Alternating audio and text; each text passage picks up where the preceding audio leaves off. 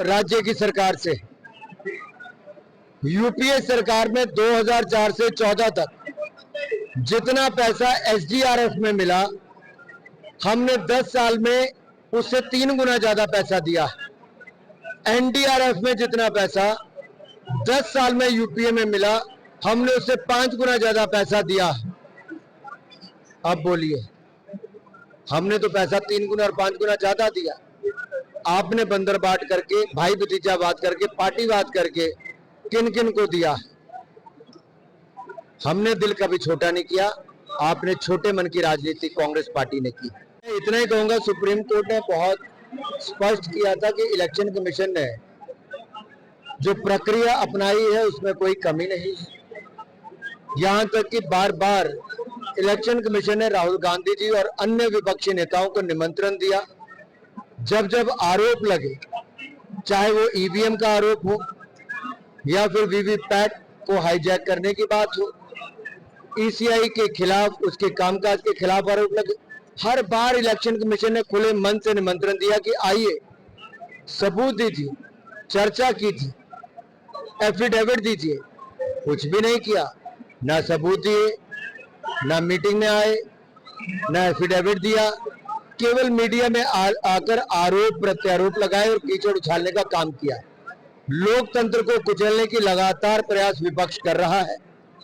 राहुल गांधी जी के नेतृत्व में 90 चुनाव कांग्रेस पार्टी हार चुकी है और हार का ये सिलसिला उनका बिहार चुनाव तक जारी रहेगा।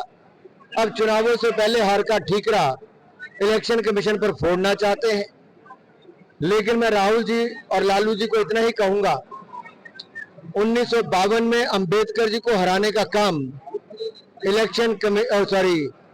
कांग्रेस पार्टी और कम्युनिस्ट पार्टी ने किया और 74,333 मत रद्द कर दिए थे। अंबेडकर जी मात्र 14,561 वोट से हारे थे। तो कांग्रेस ने तो पहले चुनाव से ही लोकतंत्र की हत्या शुरू कर दी थी। 1975 में इंदिरा जी के 71 के लड़े चुनाव के खिलाफ वर्डिक्ट आया कि इन्होंने सत्ता का दुरुपयोग किया, सरकारी अधिकारियों का, सरकारी तंत्र का दुरुपयोग किया और उनका चुनाव निरस्त कर दिया था। तो इंदिरा जी ने इमरजेंसी लगाकर फिर लोकतंत्र की हत्या की।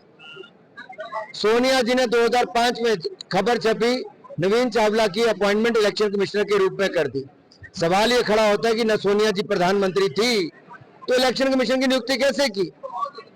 आगे सवाल ये खड़े होते हैं कि कितने इलेक्शन कमिश्नर देश में ऐसे हैं जो पहले इलेक्शन कमिश्नर बने, कांग्रेस का राग अलापा, उन्होंने कांग्रेस के इशारों पर काम किया और रिटायरमेंट के बाद कांग्रेस पार्टी ज्वाइन कर ली। किसी को गवर्नर लगा दिया, किसी को केंद्रीय मंत्री बना दिया, किसी को सांसद बना दिया और टीएन शेषन जी को भी टिकट देके दिया, लेकिन वो हार गए। रमा देवी जी हिमाचल की गवर्नर बन गई, द्विवेदी जी गुजरात के गवर्नर बन गए, एमएस गिल जी केंद्रीय मंत्री बन गए। सवाल ये खड़ा होता है कि कांग्रेस ने संवैधानिक संस्थाओं के साथ खिलवाड़ किया था और आज उनके ऊपर कीचड़ उछाल रहे हैं।